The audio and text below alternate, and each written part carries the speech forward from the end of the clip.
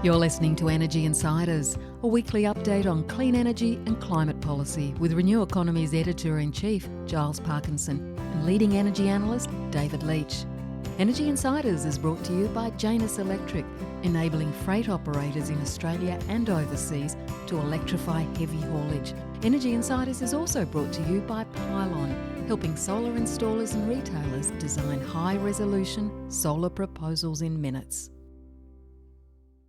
Hello and welcome to this latest episode of the Energy Insiders podcast. My name is Giles Parkinson. I'm the founder and editor-in-chief of Renew Economy, and joining me as usual is ITK Principal David Leach. I trust you're well, David. Giles, I am well. We've got a fantastic interview this week that you unfortunately couldn't attend, and we've got a triumvirate for our top and tail here, don't we? Well, we do. Look, it's also a real pleasure to welcome on board to this podcast and also to the Renew Economy franchise, as it were, Peter Hannam, well-known climate and energy journalist, long-standing. Welcome to the team, Peter, and great to have you on board. Thank you very much, Charles. And hi, David. Great to be here. And look, just to see this dynamo that Renew Economy is from the inside, it's really impressive, and it's a privilege to be here. I've never heard it described as a dynamo, but maybe we should get to our interview, Giles, and then come back and discuss New England, a topic dear to my heart.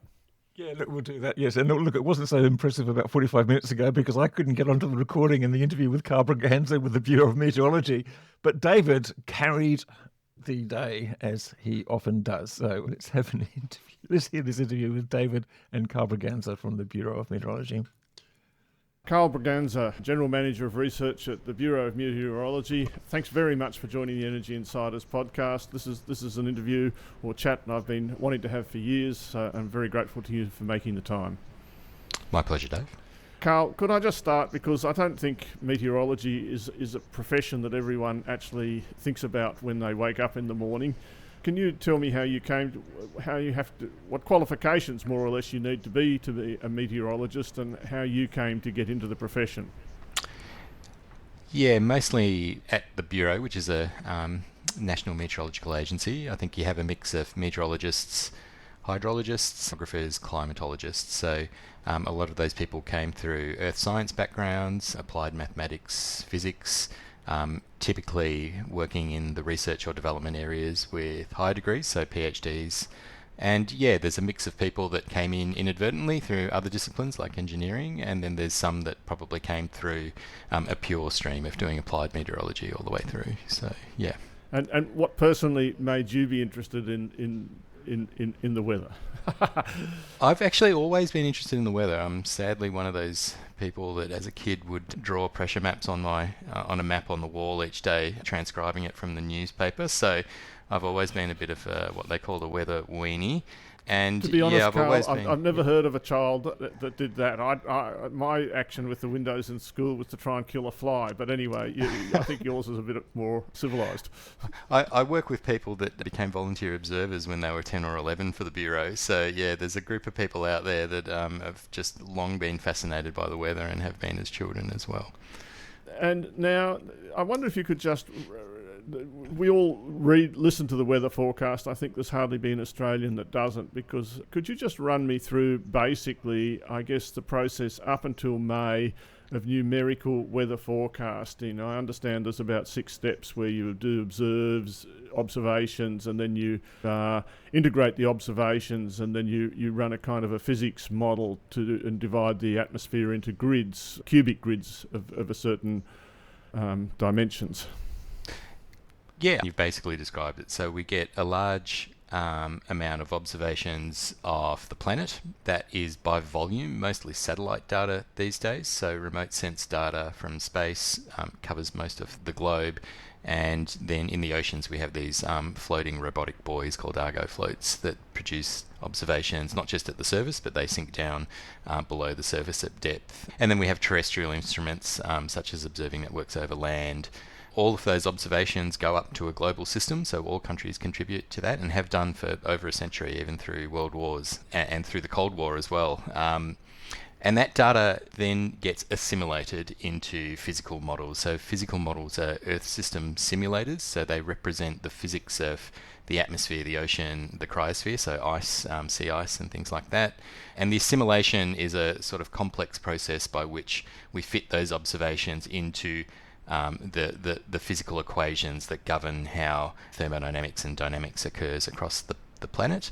And then we use that basic physics to do a forecast. So we advance that physics from the current state, which is what you're assimilating the data to capture. So hopefully that data captures everything we need to know about the current state, that informs what the next day and the next day and the next day beyond that give us. And that's basically how the models work in prognostic mode. And then I believe the reason that essentially there's this butterfly effect, but essentially small disturbances within the model mean that essentially you have to keep recollecting data, and that you can't, the forecast has limits even though they've improved.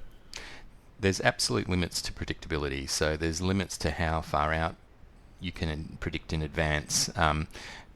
About 4 days out, you get a pretty solid forecast, and then after those 4 days, the predictability itself starts to drop off as those chaotic parts of the climate system and the weather system start to have an influence. But with the right set of initial conditions, you can sometimes accurately forecast out to a week or more, depending on the time of year as well. There's also limits to predictability at fine scales. So if you're thinking about thunderstorms occurring over a city in the next 90 minutes, you can get a pretty good idea that the thunderstorms are going to occur and that they're going to be heavy thunderstorms, but precisely where they'll occur over the city is something that you tend to be watching in minutes rather than hours ahead, for example. So yeah, there's a range of things where there's just an absolute physical limit to how much predictability you have in a quasi-chaotic system that is the weather. Yep. It's great that we do share the data, because I believe we get most of our, or some of our satellite observations from the Japanese satellite system, and that Australia doesn't have any of its own satellites. I think satellites are becoming a bigger and bigger part of a country's life. Whether I look at the Ukraine, the weather, I think Geely's got satellites for cars or something like that in China now. I was in China and went to the national grid, and they have their own specialised electricity weather satellite. We don't have any satellites, and I understand that the general coverage over the Indian Ocean is not all that good from anyone, and so in a sense we're a bit blinder than some other countries. The global satellite coverage is very adequate for the types of weather forecasts that most met agencies put out there. Some regions are better covered than others, so obviously the Western Hemisphere has more than one satellite to choose from. There's actually a couple of different types of satellites. So there's ones that are geostationary. So the Japanese one over our region basically is geostationary in space, so it's at a height where it can basically maintain the position vertically over the Earth that it maintains. And then there's satellites such as polar orbiting satellites that are much lower in their altitude and circle the globe and take Earth observations, including things like pictures of rivers in flood and things like that. It's generally the larger economies, so Japan, China, the US and the Europeans, that have the larger space programs that can maintain not just one satellite but a whole range of different satellite missions. Yep. And you don't think that would it be nicer if Australia had its own satellites? I'm not particularly. I just don't understand. I'm not particularly big on the topic. I'm just interested. Yeah, look, what Australia's sovereign capability is when it comes to science and defence and other things is an interesting question. So, I think acknowledging that Australia doesn't produce its own chips, it doesn't produce NVIDIA chips for running GPUs, it doesn't have satellite missions, it procures a lot of equipment from our allies overseas in critical areas such as defence. And I think Australia as a middle power relying on those partnerships is it's a fair enough strategy for an economy our size, and it's really choosing those strategic partnerships, those trusted strategic partnerships, sometimes multi-decadal strategic partnerships, to provide that national resilience that we need. So Whether if Australia did this on their own entirely, that would be a better situation or not, isn't actually clear. In some cases, relying on a strategic partner that has much more capability in a particular area is a sane strategy to take. So, it's complicated, but I think thankfully Australia has very good standing among our partners, and we get good cooperation with Japanese Med Agency and the Europeans and the US.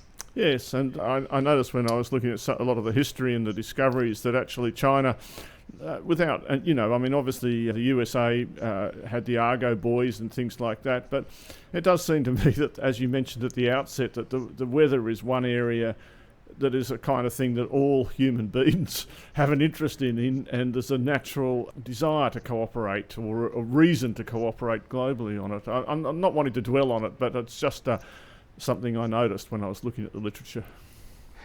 Yeah, and the self-interest in that is pretty self-evident. It's a bit like having a mobile phone network and isolating your network from the rest of the world. You're not getting the main benefits for why you set the thing up. So if you can't take global observations, particularly in Australia, of what's happening in the weather and climate around Australia, then we can't accurately predict for Australia. So I think every country understands that it's in their interest to cooperate globally on global weather prediction. And I guess AI is a topic that has been big in the literature as well. And when I was reading about the weather forecasting system, it seems that it's making quite a difference in weather forecasting. I believe the Bureau used to run its system, has a supercomputer, a Cray supercomputer, which, as it turns out, is quite energy intensive. And that the Europeans and Google and everyone have tried to apply AI, machine learning, to weather forecasting. And since May, our weather forecasts also make use of such a system. Is that right?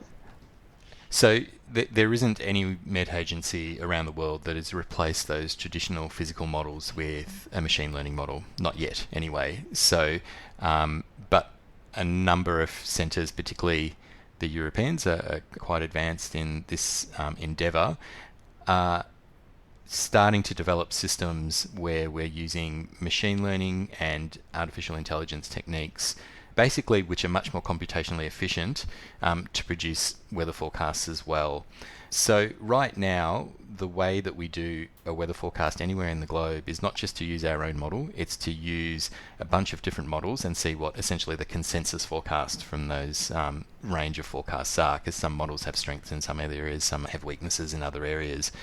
Over the last year or so, that entire kind of range of models that we consider has started to include one or two machine learning driven models. It should also be said that maybe the biggest switch there is the technology that they run on. So machine learning as a part of weather forecasting has been done for decades. It's just that that kind of what we now call data science, where we're learning from the data itself to understand the physics, has occurred on machines that are a lot slower than the modern GPU machines. And then the other big shift is these large language models that are coming in and basically allow us to almost have a natural language interface for some of the physical models that we run. The applications for machine learning in terms of immediate operational outcomes, it will probably be more in what we call nearcasting or nowcasting. So where we take direct observations, whether that be from flood gauges or from radars, and have a look at what the data science and the machine learning technique can produce for the next, say, 90 minutes, which is really important for cities like Brisbane, which have thunderstorms, severe thunderstorms that you need to move your car for hail and things like that. So that's looking like at this stage it's probably the quickest path to operationalization in the ML models. But this space is changing really rapidly. If we sat here in 2 years' time and the entire landscape was quite different, I don't think we'd be surprised. Yes, no, it is interesting, and I think I read that it's actually more energy efficient. Not that really that's a tiny minor detail, but it's just of interest to me because I look at electricity so much. If we move on, we've been talking about the weather, and I think you mentioned that you can, if we have the right weather patterns, we can forecast a week or so in advance, and often not that far. And then we talk about climate change, which is a kind of multi-decade, and then we also have like seasonal kind of weather, which again, and you'll have to excuse my extreme ignorance on the topic, but we have these like various cycles, whether it's El Niño or there's some other cycle that happens that has like a wave that runs around the Earth, around the centre of the Earth every few months. You could just talk a little bit about the sort of seasonal kind of drivers of our weather. Sure. Typically when people think weather forecast, they're thinking how much is it going to rain in millimetres and what's the temperature going to be in degrees and what's the highest one and the lowest one going to be. And when we're talking that kind of a forecast, you're talking days to a week. However, there is other predictability in the climate system associated with these slower modes of variability in the climate system, and they're largely to do with the fact that the ocean changes more slowly, so there's longer predictability in the ocean. So whereas the weather loses its memory of what happened after a few days, the ocean retains what we call like an autocorrelation, so a memory of what's happened in the past, sometimes out to many months.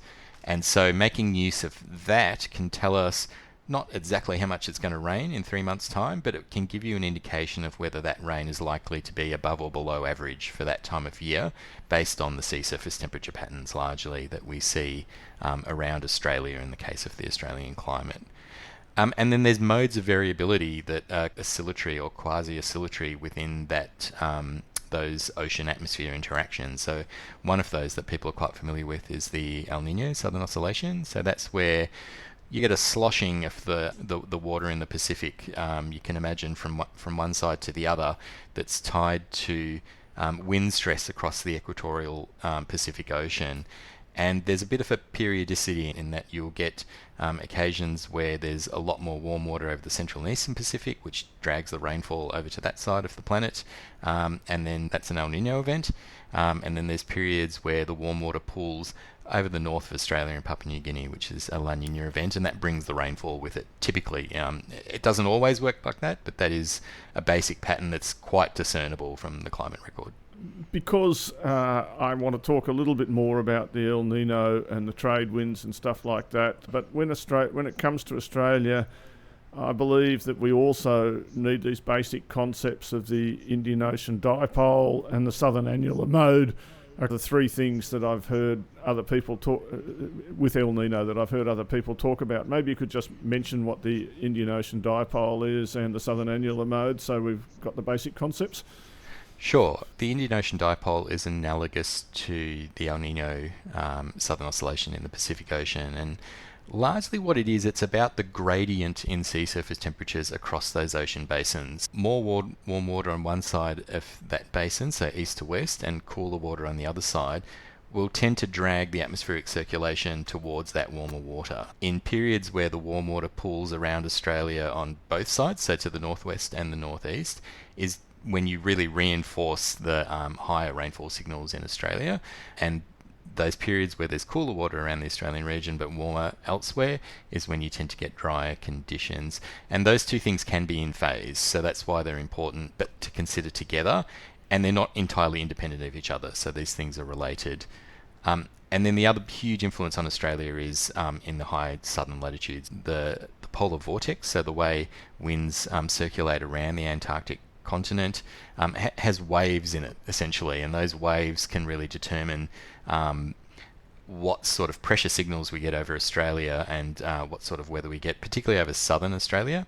And again, it's not entirely independent of what happens in the Indian and Pacific Oceans. So how those things work in concert is a really important part of, and representing those processes properly in our physical models is an important part of getting the predictability right.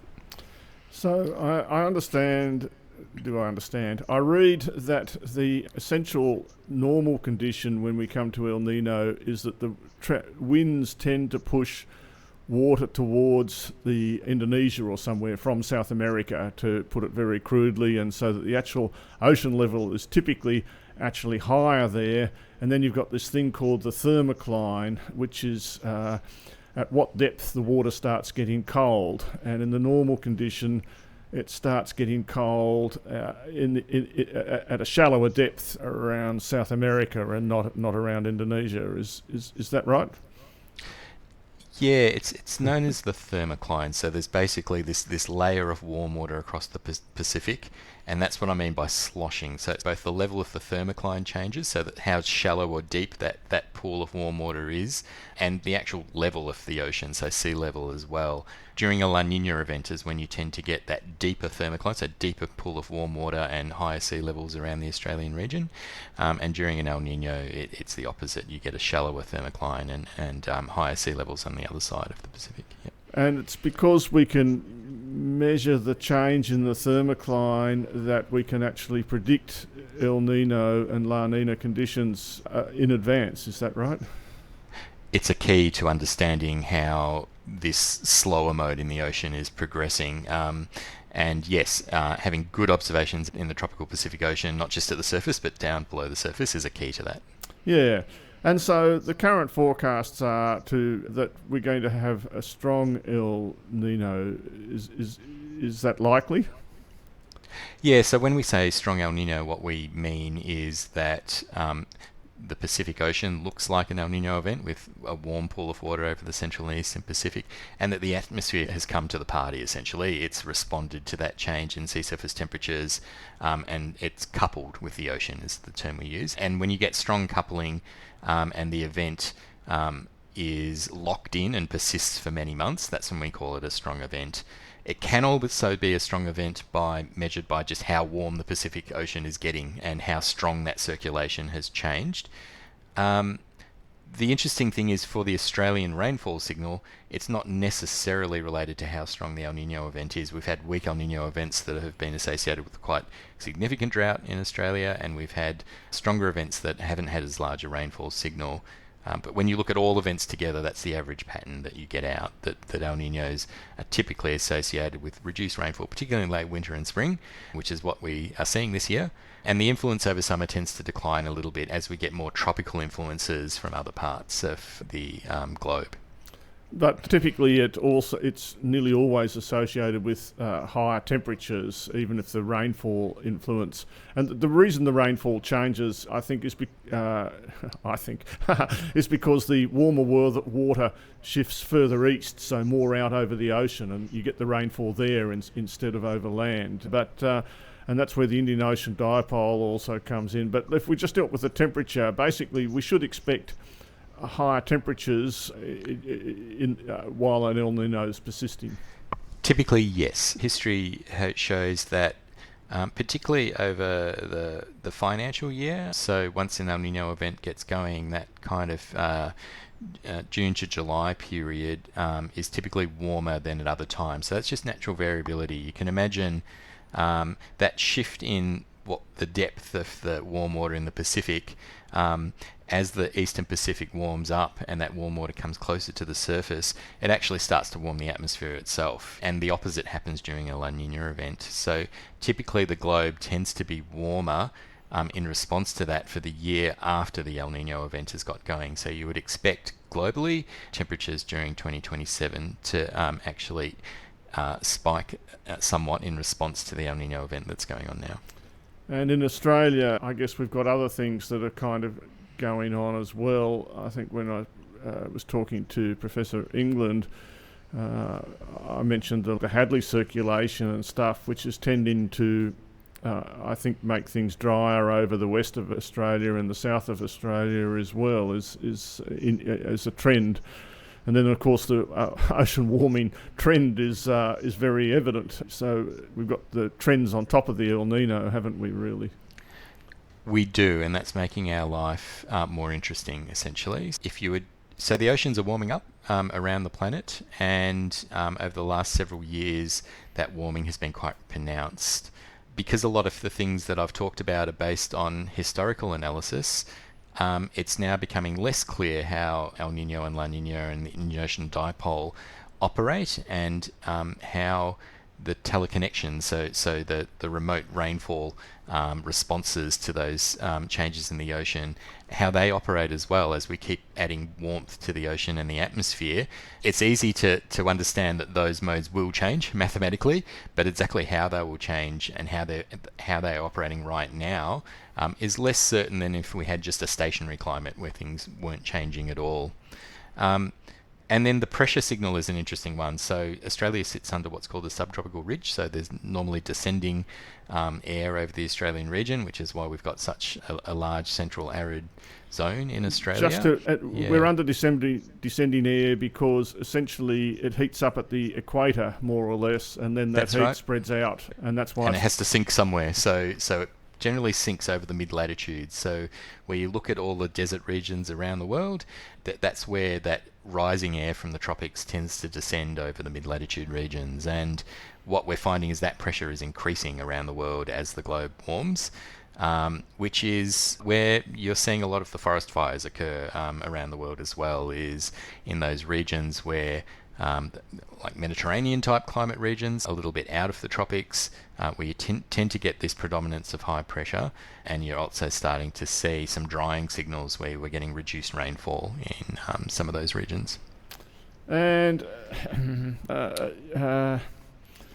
that's you mentioned before, there's now the historic models don't necessarily provide a good guide to the future, and that would also be a sort of talk about the AI models, that they want to talk about the consensus or the median or something, rather than that they've got a disadvantage when it comes to weather, in that often in weather extremes matter more to people than averages.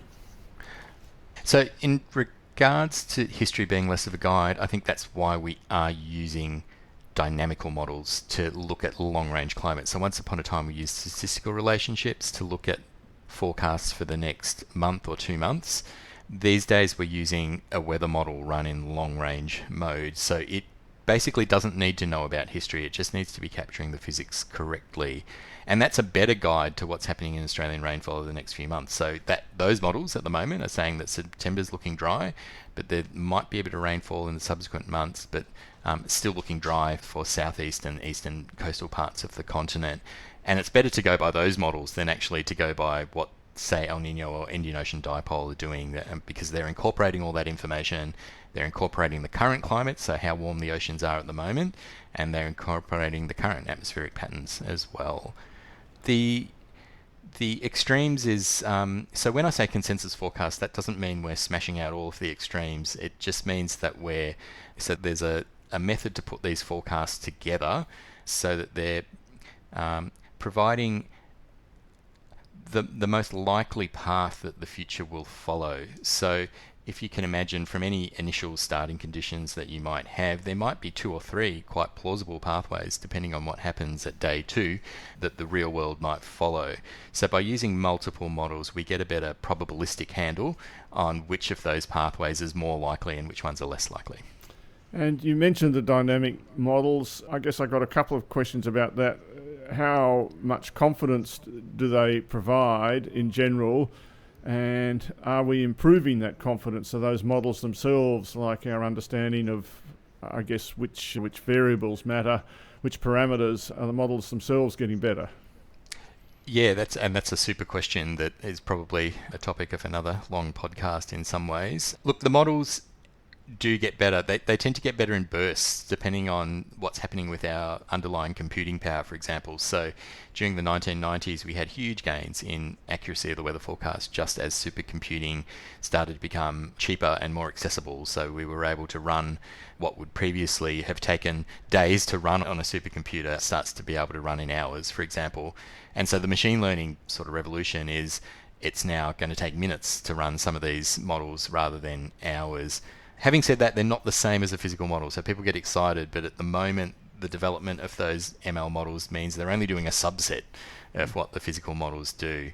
But when it comes to extremes, I do think there's great opportunity probably for the machine learning to augment what the physical models do to really try and get down more precisely in time and space to what extreme events and hazards, tropical cyclones, tropical cyclone tracks and things like that are doing with more accuracy. And so I guess as we look forward, the consequences of both short-term weather and long-term climate are important. When I've looked at climate change, it's always been hard for me to understand exactly what the longer-term consequences are with any confidence, since we haven't actually been through it, and you can be very confident that you're going to see a certain degree of warming without necessarily knowing what it means for the profits of company XYZ or human well-being or whatever it is that is important to you.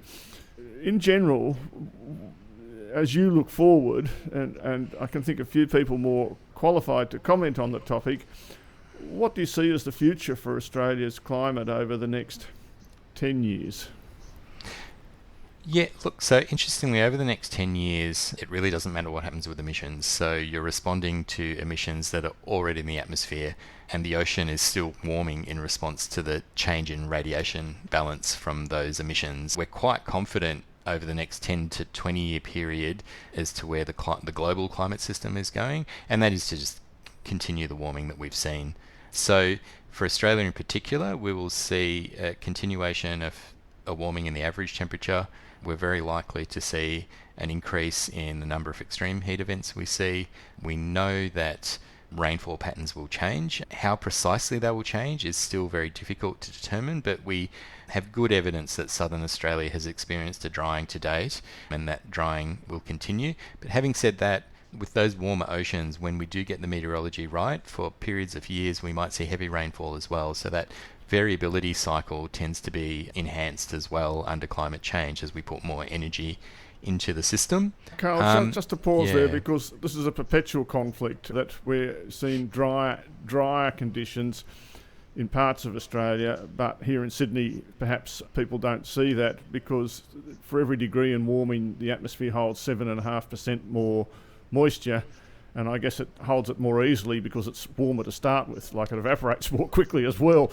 That's right. Yeah. So you also have droughts that are hotter where you dry out the country rather quickly. But then when you get those summers where we have good conditions for an active Australian monsoon, for example, such as during a La Niña event, that warmer atmosphere and ocean means that it will rain more heavily in the past. In fact, when you go through what we do know what will happen with rainfall, we know that the patterns will change. We know that droughts will be hotter, and we know that heavy rainfall will be heavier when it does occur. Then the changes in the seasonal patterns of rainfall and other things are the things that are harder to work out. And what drives whether it's just hot or hot and wet is basically the wind and the monsoonal conditions, and what drives those winds is where the heat in the ocean actually is. I'm probably gloriously... that's pretty good. Yeah, that's pretty good. Yeah.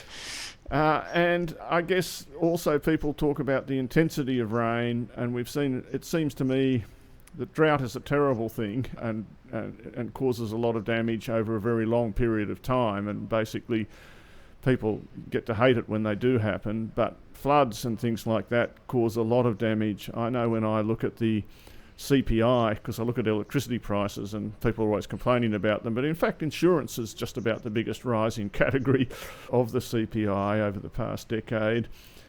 So really we need to be thinking about rainfall and flood damage and stuff like that. However expensive it is in the short term, we really need to be seeing that there'll be more of it, don't we? Absolutely. So Australia has a high economic cost from hazards at the moment. So flood is one of the main ones. In fact, if you look at recovery costs for communities and insurance costs and mitigation costs for flood works, it's really right up there. Hail is also a huge one, for example, in terms of its impact at very short timescales. But flood as a hazard is a huge driver of a number of pressures on state and federal treasuries, for example. Tropical cyclones, again, huge impacts. You only need one to come through to really have a large impact. And then Treasury actually adjusts for tropical cyclone activity during the autumn period off the northwest, for example, because we know we get a lot of disruption for that. And then fire season is the other one that's really having an impact on particularly how we respond to natural disasters in Australia, with an earlier start to the fire season, which is one of those trends that's been happening over the last 10 to 20 years, and more fire weather during those seasons, and more quickly getting there. It means that, we're really seeing, we've gotten used to the fire frequency that we've seen in Australia over the last 10 to 20 years. But certainly if you look back to the middle of last century and earlier, the number of big fires that you see would take decades and decades to have a return period for. And since the start of this century, not just in Australia, but also in Northern Hemisphere, Canada, US and Europe, we're seeing repeated large fire events that probably would have been very, very unusual in the preceding thousands of years. Yeah, and I think, population pressures naturally push people to force us into taking more risks, essentially because you can't, or it's harder to just avoid flood zones and bushfire zones and stuff like that. And, more human-made bushfires happen because there are more humans, Absolutely, and more floods happen, more impactful floods happen when you have more people living in or around the floodplain as well. And an interesting thing in my profession is to look at some of the huge past events that have occurred in the past to try and understand the present ones. And when you do go looking at historical documents and others, it's really apparent that places like the Gold Coast, just not many people were living there back in the 1940s and 50s, and now it's a massive urban conurbation. It's not just that the weather itself changes, the risk profile changes due to the vulnerability of those regions themselves. Yeah, makes it, I think, the same, and makes it quite complex. Karl, we're running out of time. I just wanted to ask a little bit about winds we haven't talked about. When you look forward on winds, do you have any comments to make? Really difficult to actually provide clear forecasts of winds due to climate change itself. When we're talking about tropical cyclones, for example, you often have more than one thing going on. So in a warmer world, it's quite likely that tropical cyclones are harder to actually form. But then once we do get the meteorological conditions to form tropical cyclone storms, you tend to have a higher proportion of those systems with higher wind speeds due to just the more energy that you have in the system. The Bureau does have some experimental products on wind and solar for the next few months, and that's responding to the needs of the energy system, which likes to know when there's going to be more or less sunshine or wind. But that's still really an active research area for us going forward. And I guess there must be tremendous commercial interest in weather forecasting because it does affect the economy. Do you see, how does the Bureau, probably not your area, but do you see the commercial role of the Bureau in the economy expanding going forward? Look, there's almost no part of the economy we don't touch, whether you're pouring concrete or taking off in an aircraft or running the national grid. Yeah, weather is involved the whole way. The interesting thing as we go to a mix of renewables and traditional energy production sources is that when you consider our energy system now, demand is driven by the weather, generation's driven by the weather, and disruption's driven by the weather as well. And disruption to all sorts of infrastructure. So it's not just renewable energy, it's severe weather and extreme weather tends to break infrastructure. Really, as the economy expands and as our need to understand the weather and as our need to optimize systems and built systems to be more efficient, I can only see the role of weather forecasting growing.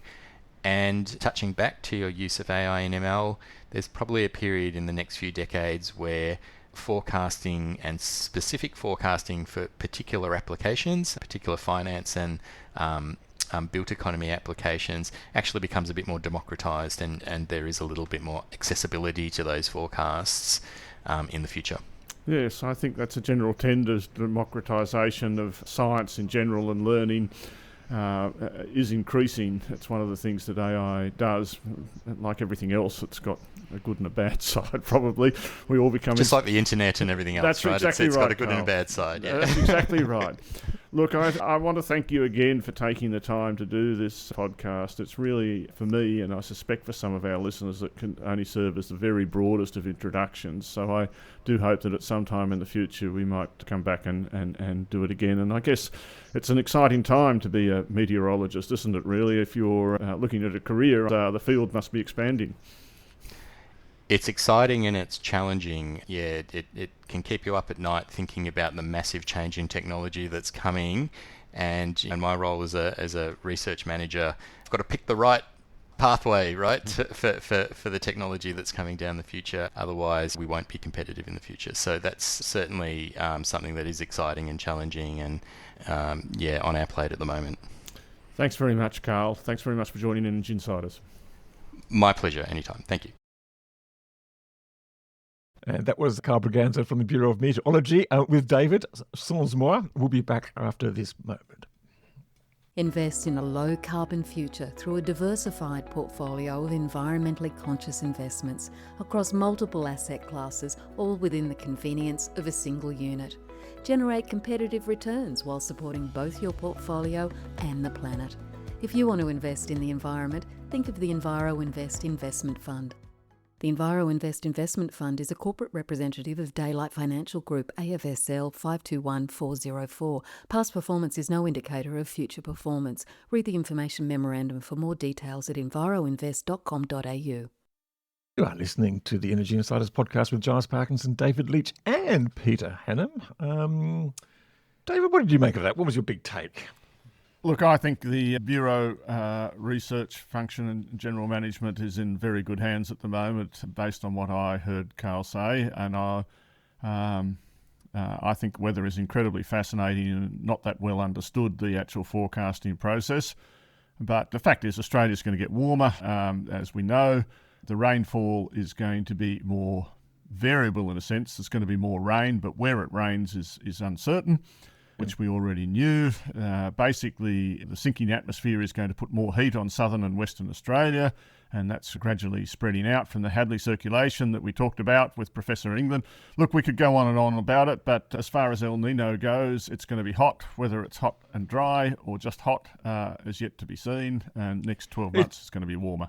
It's going to be interesting to see what sort of impact this has on the general conversation. Just sort of one of the regrets I wasn't on the interview was I wanted to ask about Panama, for instance. The Panama Canal has already been restricted. The water levels are down. I've actually been through the Panama Canal twice on a very small yacht, not the big tanker. But so it's interesting. That is potentially having a big impact on international trade and, of course, prices going through. So who knows what we're going to see in Australia and elsewhere. Peter, as well as Europe, of course, with the river levels low. Sorry, I didn't mean. Well, I'm not even too sure whether that was El Niño or not. I mean, Peter, any thoughts from you? Well, look, anybody that's been trying to get to the ski fields, for instance, this year, you better hurry. I think Bor was shutting this weekend. It only had a 57-day season. I was checking the sites today. Mount Buller's got 2 out of 81 lifts open. Falls Creek, 0 out of 15 downhill lifts. So one thing about El Niños is if you do get this particularly warmer conditions overnight, harder to make snow for in the first instance. And if there's precipitation, it's more likelihood it's going to be rain. So there's the cross country sites on a couple of those mountains talk about wet snow. So it's not particularly appealing. And we've got another week or so of winter officially to run. This is really, I guess, the taste of winters ahead. Yeah. What about the political debate? Because we've just seen some extraordinary political debates. It just seems that, we do like to think that we've got past the worst of it, but I don't think we have.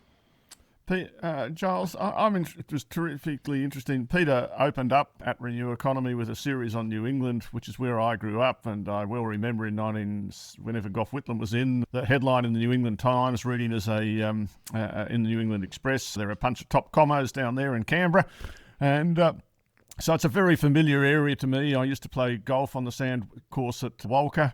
I still drive through Walker a couple of times a year. Some of the names that you mentioned are ones that are familiar to me. What did you make of your trip? New England, of course, had a referendum in 1967 to create a separate state. 2 royal commissions to support it. So I think there is a certain sense of kind of a distinct region as it is. And look, it's always good to get out. One of the things that if you're city-bound and you're reading certain media outlets, which I have to say, the Mayor of Armidale, I think he described the Daily Telegraph's coverage as extreme. But if you're receiving that's one information, word for it. But anyway, if you're receiving the kind of banter or discussion about where do renewables sit, do farmers all hate it, and so on, one of the kind of messages which Renew Economy is obviously looked at for many years, is this sort of host and host not.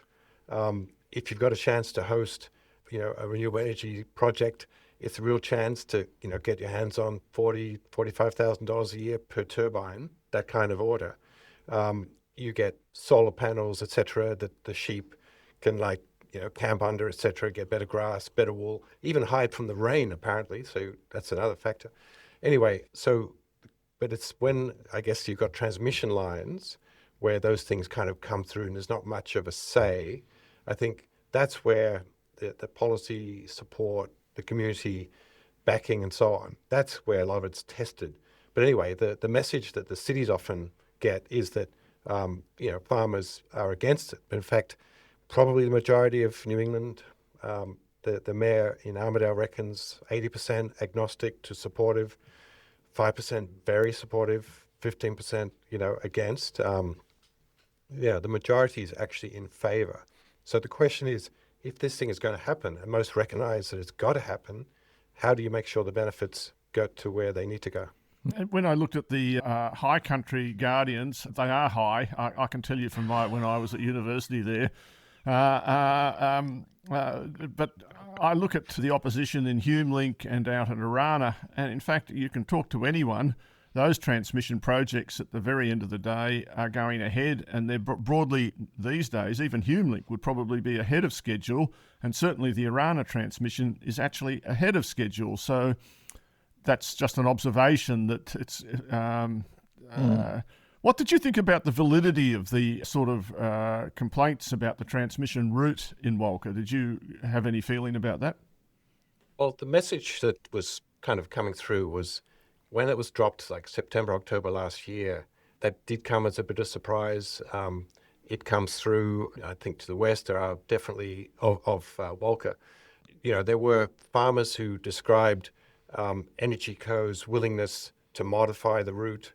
One particular farmer, this one's closer to Uralla, for example, didn't want the lines going near a heritage woolshed they got, and Energy Co agreed. So there is a little bit of give and take. There is obviously, areas of people are going to lose amenity. I think there's no way around that.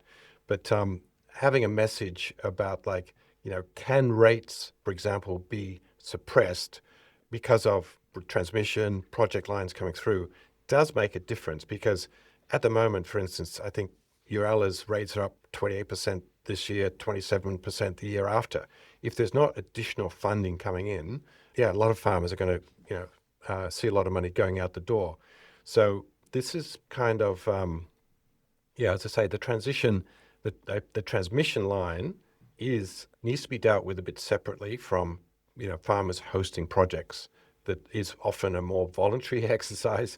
And, the farmers I was speaking to, a lot of them said, well, how do we sign up, particularly if it's the projects? Because if there is a big drought looming and it's, rainfall is running about half the average rate typically for this far into a year, the El Niño is not a good sign. And, the New England area is actually singled out as a potential higher bushfire risk area coming into the summer. That's from the Australasian Fire Authorities Council put out data this week. So anyway, there's a lot of those concerns, but at the end of the day, farmers are going to be more sustainable over time if they have regular income that they can invest in the productivity of their properties. Transmission can provide that too, but that's potentially, a less voluntary exercise, in fact. One of the interesting things that was talked about at the Orange conference that I went to, the Farmers and Renewables thing last week, the number of them talking about added value in products that they could make from their own wind and solar, or the wind and solar they could host on their lands or nearby lands, and particularly with fertilisers. Because the Strait of Hormuz has not just sent petrol and diesel prices through the roof, it's also sent fertiliser through the roof, and the supply chain is sort of very tenuous, and that's caused lots of problems with farmers. So it was really interesting hearing them talk about their plans, either through sort of hydrogen and green ammonia and things like that. Now that's let to be tested at scale, but some of them are determined to do that. And that also just changes the conversation. It's not just then farmers hosting wind and solar, or regions hosting wind and solar, which is just then sent back to the big cities. It's actually then providing a really useful product, which just sort of breaks their dependence on the international supply chain and reduces prices and generates local jobs. So that's pretty interesting. David, One you of go. the farmers, just if I could cut in for a second, at Winterbourne, where Vestas is planning to build a probably $2.5 billion wind farm. One of the farmers there, actually, they'll have a quarry on their site which will provide the gravel for the roads, etc. And that's the kind of, and it's land that would have been not very productive in the first instance, provides an upfront payment. So depending on how local supplies, labor, etc. is sourced, there is an injection of funds going into these places which wouldn't otherwise have happened. Just on the transmission lines, I mean, that has been a bit of a problem. It's been a bit of a lightning rod for local communities because in many instances it has been badly handled and the way they've actually gone about it and sort of said, here, there's this huge area, we're going to put a transmission line through somewhere, and they've managed to upset a lot more people than they probably needed to. David, in Victoria, we're heading into a state election there. Look, it's really impossible. The polls are all over the shop at the moment. We don't really know. But there is a chance that the coalition government's going to get in, a real chance, and they're making it very clear that they're going to scrap VNI West. Now, whether they can or whether they will is yet to be seen. Whether they actually get elected is yet to be seen. But David, if such a thing was cancelled, I mean, I don't know. I haven't. You probably need to sit in the spreadsheet for a while and work out what that means. But what does that mean for the big plan? And do we just simply double supersize Giles, some of the other transmission links? I shoved a plot on a graph in a note on your site a week ago, looking at the futures prices, and they are going up. They probably need to go up because it's generally accepted that wind needs, say, $100 to $110, whatever the number is, and we need lots of wind. So, that's going to show up in the electricity price somewhere. Or the government can not have it show up and can hide it, you know what I mean, like with subsidies. So we could do offshore wind in Victoria and the electricity price would go down, but the Victorian government debt would go up enormously if they pay for all the capital costs and just let the energy flow into the price. So it's complicated, but in essence, what I was trying to say is that the futures prices generally are rising towards 2030. It may be a natural thing that always happens, futures, but it also reflects, I think, that the coal stations are closing, and one way or another, we're not building enough replacement capacity. It remains the case that Yallourn is closing, and that there's not enough replacement capacity being built for it. From what I understand of the Victorian opposition's plan, it's that they want to build more gas-fired power stations. Guess what? At the moment, there's not a lot of gas in Bass Strait. And in fact, HP and Esso are going to, or whoever owns it now, going to run into a lot of clean-up liabilities, in fact. So I think it's going to be hard to build gas-fired generation in a hurry in Victoria. And the time is pressing, so it's probably likely they'll do a new deal with Yallourn or try to keep it open. But Yallourn's a hopeless power station, and as we saw around the place, or I think we were talking last week, if you keep the coal-fired stations open, you're just going to run more risk that they break down and have sudden price spikes. The only long-term cure has always been to build the new bulk energy. I cannot stress highly enough that you should not go around talking about low electricity prices at the moment and think you've done the job. That will come back to hit you in the head later on. Well, I guess that's sort of borne out by the fact that the only buyers of renewables at the moment are data centres who have the money and been told that they've got to. And they're not even buying them. Where are they buying them? Well, maybe one day soon. And Yallourn, not Yallourn, Tomago, because it's got the difference met by the state and federal governments. Yes, but it's interesting, Giles, that those PPAs have been talked about for a year now. We started talking about them on this podcast when rumours of it surfaced last year, I think it was. And yet not one PPA has been signed. What's that telling you about where the prices are sitting? Well, it's been managed by Snowy Hydro, so Peter? A couple of points also on where Victoria's going, if I can just cut in there, it's very clear that offshore wind is, especially first of a kind, it's going to be 2 or 3 times onshore wind, right? I think the Victorians were telling the federal government that, look, offshore wind's never got to start without the nation, the national government backing it in. And a lot of their hopes had been, hinging on the ESEM post-2030 having a mechanism that would support offshore wind. That, of course, would have its own complications, and other states might say, why Victoria getting favoured, etc. But this was, the architecture, if you like, that was potentially going to support offshore wind. We'll see post the November election in Victoria just where things stack up. But either way, that particular element of the debate is probably going to be revived. Interesting stuff. Yeah. Well, look, we had a couple of projects actually came to life this week. The Muswellbrook Solar and Battery up in the Hunter Valley has begun construction. I think that's OX2, and they've bought another solar and battery thing. So things are happening at least in that part of it. We haven't had many advances on wind. We've got another solar and battery up in Mount Isa, and that's by APA, which is the gas transmission company. Mount Isa is kind of interesting because just over a decade ago, or just more than a decade ago, there was a decision made to sort of repower that area with a gas-fired generator, the Diamantina gas-fired generator, but it has proved to be extremely expensive and nearly put the miners out of business. So they're all rapidly converting to solar and batteries, and there's even a wind farm going up for one of the new mines there as they await the connection from Copperstring 2.0. Who knows what's going on in Queensland? Again, they're running their own law unto themselves. But it is good that a couple of new projects are going ahead in Queensland. As far as I'm concerned, my national priority is to get rid of diesel in trucking, But really, at the end of the day, that depends on building the new bulk energy, whether it's solar or wind or whatever. We have to have the electricity supply. It's not just data centres. In fact, it's more certain, in my opinion, that we're going to have a lot of electrification of diesel, of trucking, and that consumes a lot of energy. That's locked in, really, in a lot of ways, because what happened in the car industry is surely going to happen in the trucking industry. And you talk about the Victorian government Liberals, we've already seen that Donald Trump, as loony as he is, has been the greatest gift to electrification of transport that you've ever seen. Like electric cars and truck sales all over the world are going up like a rocket. They really are, except in the United States. David, you just read the first paragraph of a story I'm about to publish.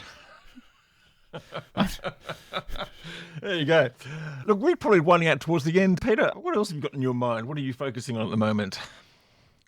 Look, just to maybe bookend Karl Braganza's comments, one of the interesting things when I was speaking to the farmers up in New England, for instance, one fellow who's the head of New South Wales farmers for the Uralla area, Justin Hode, he was talking about climate change is affecting blood-sucking parasites, increasing the numbers, and I don't mean the fossil fuel guys.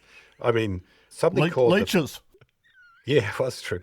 Well, the barber's pole worm, which I'd never heard of, but apparently this is one of the things that's driving a lot of people out of sheep. And this is an unfortunate parasite which needs, its numbers only controlled by cold, so winter. And if, as is happening, these background warming, it's pushing up, so these parasites are not being knocked off during the winter as they had before. So when some of these people say, I can't see the weather, or it's hardly changed, or whatever, the climate deniers, the thing is, nature is moving, and farmers have to deal with these parasites. And if they don't deal with it, they're out of business. So anyway, that was another person who actually, he had an interesting line, which was, our grandparents and great-grandparents went the other side of the world to fight wars. The war at the moment is climate change, and we're all in this one. And so, this is a kind of, It's not only that, Peter, if I might say, I agree with all of that very strongly, and we are getting out of time, but the underlying economic thing in farming is that productivity is always going up, bigger tractors, etc., etc. You've got less people per farm. What that means is there's less people to go to the shops in the town. So the towns have got natural decline rates built in, and so they need, like every other part of the economy, you need constant growth and renewal to actually just to stand still. And as I've been saying for years and years, this is the biggest opportunity, renewable energy, if it's done right and if the communities take ownership of it themselves. This is the biggest opportunity they're going to get in 100 years. At the very end of the day, it's going to go down to the southwest of New South Wales. It's going to go into Arana. And New England has this fantastic opportunity, and they just need to get out of their own way. Well, look, I mean, it's definitely true that, we are going to have to adapt, and the different ways to adapt are, find new ways to generate income, farmers pride themselves as being providers of food and fiber. Well, energy also is now coming from them, and they should take pride in, as many of them do, harvesting from the sky, wind and solar. I mean, this is something which is only the economics over time only going to improve versus particularly fossil fuels, where the economics aren't going to get much better there. You think we should call it a solar farm, Peter, and a wind farm maybe? That might have some resonance. Yeah, and of course, so you hear the arguments against. The activists would say wind factories, solar factories, they make sun or wind out of them. But in any case, it's true. Words matter. And that, as you say, the farm's been there for a while. And now we have a transmission farm as well. Maybe that's where we should leave it. Might be pushing it too far, but I'm looking forward to the stories about parasites and leeches and things like that, because it's just so full of double entendres and this wonderful debate about energy and politics. I'm going to have to wrap it up there, guys, because we've gone a bit over time. David's done a fantastic interview with Karl Braganza, so thank him very much for that. Thank you, Peter, for coming on board to this podcast this week. I think we'll have you back. Great. See you soon. And thank you very much for joining us on Renew Economy. A fantastic series of articles to start off with from New England, and look forward to many more. David, thank you for preparing so diligently with Mr. Karl Braganza from the Bureau of Meteorology. Thanks, of course, to our sponsors, Pylon and Janus Electric. Do check out our other podcasts. We've got another episode of the Driven podcast focusing on EVs out this week. Also, Solar Insiders, talking about the thorny issue of PV recycling and whether we should just be recycling things or just using them again. And we'll be back with another episode of the Energy Insiders podcast, hopefully with everyone on board at the same time, this time next week. Bye for now. Energy Insiders was brought to you by Pylon. Pylon provides easy-to-use solar design software for installers and retailers with pay-as-you-go pricing, no monthly cost and no lock-in contracts. Australia's top solar companies trust Pylon to design high-resolution, CEC-ready solar proposals. Energy Insiders was also brought to you by Janus Electric. By converting existing diesel trucks to electric and supporting them with battery swap infrastructure, Janus is helping freight operators cut emissions, lower fuel and operating costs, and extend the life of their vehicles.